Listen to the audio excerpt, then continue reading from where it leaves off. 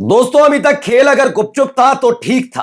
पर्देदारी में जो चल रहा था सो चल रहा था, लेकिन अब खुल्लम खुल्ला धमकी दी जाने लगी है। जी हां, खुद डिप्टी सीएम से कहा जाने लगा है कि अगर हमने बोलना शुरू किया तो यकीन मानकर चलना हालत क्या हो जाएगी। और ये डिप्टी सीएम को ऐसे वक्त में धमकी दी जा रही है जब चुनाव बिल्कुल सर पर आकर खड़े हो गए। ये कहां हुआ, कैसे हुआ, वो तो दिखाऊंगा ही दिखाऊंगा।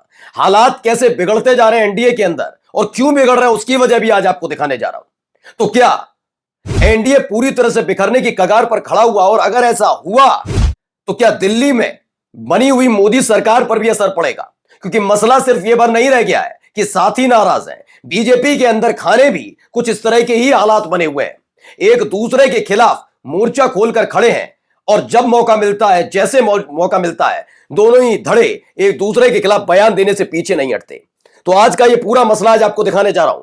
कहां हो गई भीषण भिड़ंत एनडीए के अंदर, एक दूसरे को क्यों चुनौती और धमकियां दी जा रही। नमस्कार, मैं हूं प्रज्वल गौतम और आप देख रहे हैं खबर चौक।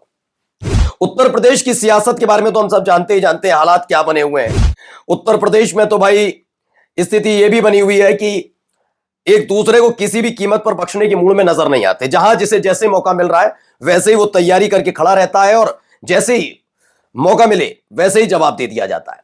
लेकिन आज मैं उत्तर प्रदेश से थोड़ा बाहर जाने की कोशिश करूंगा। आपको लेकर चलता हूं महाराष्ट्र में सब चंगा सीए वाला खेल कर किया जा रहा है। 288 विधायकों वाली महाराष्ट्र विधानसभा है, जिसमें तकरीबन 145 विधायकों की जरूरत पड़ती है बहुमत के लिए। बहुमत से तकरीबन 10-11 विधायक दूर है बीजेपी खुद भी।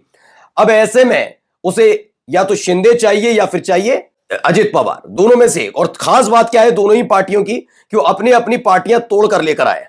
ऐसा नहीं है कि उनकी खुद की पार्टी हो, चाहे वो अजित पवार के भतीजे हों, शरद पवार के भतीजे हों अजित पवार, या फिर वो खुद एकनाथ शिंदे हो। दोनों ने अपनी अपनी पार्टियां तोड़ी, तब जाकर बीजेपी की सरकार बन पाई। खैर, मैं इसमें नहीं जाऊंगा। मेन जो कहानी आज की वो दिखाने आपको जा रहा हूं। हालत क्या हो गई है ये देखिए। महाराष्ट्र में बिखरी महायुति, सोच समझकर बोले, नहीं तो भाजपा की अजित पवार को दो टूक। अजित पवार कौन है? अजित पवार शरद पवार के भतीजे हैं, जिन्होंने एनसीपी तोड़ी और जाकर मिले। अभी अजित पवार के दो बयान आए हाल के, पुराने नहीं बता रहा, अभी हाल के। एक बयान यह आया कि मुझ पर 70,000 करोड़ का स्कैम का आरोप लगाया जाता था और आज मैं उन्हीं के साथ सरकार में हूं। उन्होंने मेरे साथ ही मिलकर सरकार बनाई, मैं उन्हीं की सरकार में डिप्टी सीएम हूं, जो कल तक कुछ पर आरोप लगाते थे 70,000 करोड़ का। यही नहीं, आगे बढ़कर इन्होंने कह दिया, पुणे और एक जगह और है वहां पर, ये पिंपरी चिंचवड़, वहां पर लगातार भारतीय जनता पार्टी हफ्ताखोरी कर रही है, यानी पैसा वसूलती है छोटे लोगों से, आम जनता से पैसा वसूलती है। इस पर बीजेपी भड़क गई। देखिए क्या दावा किया गया है इसमें। कहा गया, रविंद्र चौहान ने कहा अजित पवार किसी बाहरी एजेंसी के इशारे पर स्क्रिप्टेड आरोप लगा रहे हैं। चौहान ने कहा कि आरोप लगाने से पहले अजित पवार को अपने गिरेबा में झांकना चाहिए। अब आप अंदाजा लगाइए कहानी कहां से कहां पहुंच गई है। गिरेबा तक की कहानी की बात चल रही है कि गिरेबा झांक कर देखो, ये करो वो करो, तमाम बातें की जा रही हैं कि गिरेबा में झांक कर देखें अजित पवार। पहले उन्होंने कहा अगर भाजपा नेताओं ने मुंह खोला और पलटवार किया तो उनके लिए बहुत बड़ी मुश्किलें खड़ी हो जाएगी। कल तक जब तक बीजेपी को जरूरत थी तब तक अजित पवार को सिराखों पर बिठाया जा रहा था। महाराष्ट्र विधानसभा चुनाव के बाद जब बीजेपी की स्थिति मजबूत हुई तो फौरन ही कभी एकनाथ शिंदे तो कभी अजित पवार, दोनों को ही आंखें दिखाई जा रही हैं। अजित पवार ने क्या कहा था? अजित पवार ने यह क्या कहा, पहले पढ़िए। इसमें उन्होंने कहा था, उप मुख्यमंत्री अजित पवार ने पिंपरी चिंचवड़ नगर निगम में भाजपा के पिछले कार्यकाल पर भ्रष्टाचार और कुप्रबंधन के गंभीर आरोप लगाए। पवार ने भाजपा शासन को लुटेरा गैंग तक कह दिया था, लुटेरा गैंग कहा था, जिस पर हालत खराब हो गई। अब देखिए, अजित पवार अगर जाते हैं तो हर कोई जानता है कि अजित पवार के जाने के बाद जरूरत बीजेपी को पड़ेगी, क्योंकि खुद प्रचंड बहुमत में नहीं है, बहुमत की सरकार उनके पास नहीं है। ऐसे में जरूरत किसकी पड़ेगी? या तो अजित पवार की, एकनाथ शिंदे की, एकनाथ शिंदे की, अजित पवार की। अब तक एकनाथ शिंदे उनसे नाराज चल रहे थे। खबर यह निकल कर आई थी कि एकनाथ शिंदे की जो शिवसेना है, जो शिवसेना ही तोड़कर लाए थे, उसके नेताओं को तोड़ा जा रहा है।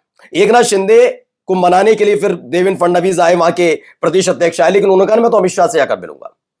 अमित शाह से मुलाकात की, लेकिन उसके बावजूद भी शिवसेना के नेताओं को तोड़ा जाता रहा। हाल ही में घटनाक्रम हुआ। घटनाक्रम यह हुआ कि आपने सुना होगा, निर्विरोध चुन लिए गए। देखिए, महायुति के 66 पार्षदों की निर्विरोध जीत पर एमएनएस का बड़ा आरोप, 5 से 8 करोड़ में सौदेबाजी हुई, यह आरोप लगाए जा रहे हैं। दरअसल 66 पार्षद निर्विरोध चुन लिए, जिसमें बीजेपी के साथ साथ एकनाथ शिंदे की पार्टी के भी पार्षद चुने गए। इसको लेकर खेला किया जा रहा है। ये हर कोई जानता हुआ खेला हो रहा है, खुल्लम खुल्ला, किसी छिपा हुआ नहीं, किसी दबा हुआ नहीं कि हाँ भैया हम तो खेला करने में ही लगे। इस टाइप की स्थिति वहां पर बन रही है। अच्छा, ये क्यों करना पड़ा? एकनाथ शिंदे जब नाराज थे, वो बीजेपी जानती है अगर अजित पवार पर भरोसा किया जाए, उन पर किया नहीं जा सकता।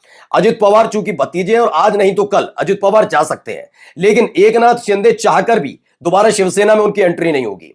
इसलिए एकनाथ शिंदे पर वो ज्यादा भरोसा करते हैं। अभी नाराज चल रहे थे तो उनको मनाने के लिए माना जा रहा है कि निर्विरोध जीत वाला जो है उनके सिर पर सेहरा बांध दिया गया, जिससे वो आसानी से शांत रहे। और ये अजित पवार को आंखें दिखाई जा रही हैं।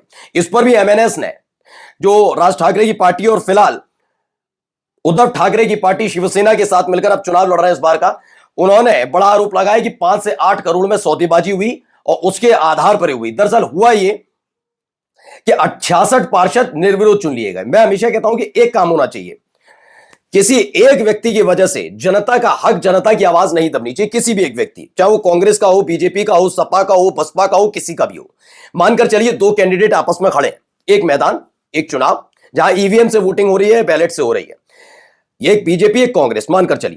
मानकर चलिए कांग्रेस का कोई प्रत्याशी बैठ जाता नामांकन की तारीख निकलने के बाद, अकेला कौन बचा? बीजेपी का प्रत्याशी। उसे निर्विरोध जीत क्यों दी जाए? उसके नाम पर वोटिंग होनी चाहिए, नोटा का ऑप्शन होना चाहिए, या फिर एक और प्रावधान करना चाहिए कि चुनाव से, वोटिंग से पहले अगर कोई भी दूसरी पार्टी का प्रत्याशी बैठता है तो जिम्मेदारी बननी चाहिए चुनाव आयोग की कि उस पार्टी को मौका दे कि तुम्हारे नेता ने धोखा दिया, कोई बात नहीं, आप जनता को धोखा नहीं देने देंगे हम, आइए एक और प्रत्याशी खड़ा करिए अपना, जिससे कम से कम हो सकता है जिससे आप जबरदस्ती उस व्यक्ति के बैठने की वजह जो भी हो, क्योंकि इतने आसानी से कोई बैठता नहीं है, बैठने की जो भी वजह हो, वो बीजेपी के अगर उस प्रत्याशी को या कांग्रेस के उस प्रत्याशी को कोई पसंद ना करता हो जनता, तो वो तो थोप दिया गया ना। ऐसे ही 66 पार्षदों वाला मामला है। दरअसल ईवीएम में तो नोटा का प्रावधान है, लेकिन जो बैलेट पेपर वाला मसला होता है उसमें नोटा का प्रावधान नहीं होता। इसी को लेकर अभी एक मामला अदालत में भी गया था, जिसमें कहा गया था कि नोटा का प्रावधान उसमें भी होना चाहिए। अब देखते हैं इस पर आगे क्या कार्रवाई होती है, लेकिन फिलहाल ये सारी चीजें निकलकर सामने आई। देखिए एक और इसमें कैसे मजाक उड़ा रहे हैं, तुमको मिर्ची लगी तो मैं क्या करूं। महायुति की निर्विरोध जीत को लेकर फडणवीस का विपक्ष पर तंज। उन्होंने कहा है कि तुम्हें मिर्ची लग रही है, तो मिर्ची देवेंद्र फडणवीस के लिए तो खुशी की बात है कि भैया कम से कम एक अच्छी जीत की बात उन्होंने कर ली, लेकिन मिर्ची तो लगनी चाहिए। जो जो लोकतंत्र का हितैषी होगा उसे मिर्ची लगनी चाहिए, ये मेरा भी मानना है। और जिसको मिर्ची नहीं लग रही तो समझ लीजिए उसके मन में क्या चल रहा है। कुल मिलाकर खेला यहां पर होने की उम्मीद नजर आ रही है। अजित पवार बहुत नाराज बताए जा रहे हैं, नाराजगी की हदें पार होती हुई भी नजर आ रही है। माना यह जा रहा है कि आने वाले दिनों में, क्योंकि फिलहाल पुणे वाली सीट पर अजित पवार और शरद पवार दोनों की पार्टियां मिलकर चुनाव लड़ रही हैं, और ऐसे हालात में बीजेपी के लिए दिक्कत यह है कि जब उनका साथी उनकी ही पोल चुनाव के अंदर खोल रहा है तो उसे धमकियां भी दी जा रही हैं। तो क्या महायुति में यह दरार पड़ चुकी है? क्या वाकई महाराष्ट्र की सरकार या फिर केंद्र सरकार पर भी खतरा मंडरा रहा है? नमस्कार। New public inter college Lucknow, admission open. For more information call 0522 282232 और 7755 089585।